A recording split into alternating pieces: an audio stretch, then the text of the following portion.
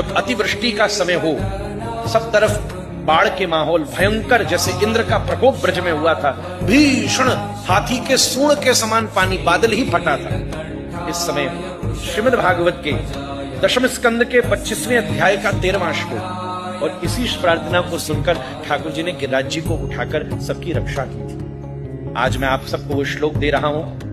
जब तक ये अतिवृष्टि का क्रम चल रहा है, बृहस्पति का स्वरूप इस प्रकार से, गुरु ग्रह ऐसे घूम रहा है, पूरे देश दुनिया में इस प्रकार अतिवृष्टि है, ये जो भीषण वर्षा का माहौल है, बाढ़ का माहौल है, इसमें सब जनों की रक्षा के लिए नित्य प्रति इस एक श्लोक की माला करें। ये प्राकृतिक विपत्ति के लिए भगवान श्री कृष्ण की वंदना ब्रजवासियों ने की, और इसे सुनकर ठाकुर जी ने गिरिराज जी को उठाई थी। कृष्ण कृष्ण महाभाग त्वन्नाथम गोकुलम प्रभो, त्रातुर्मर्हसि देवान् कुपिताद् भक्तवत्सलः।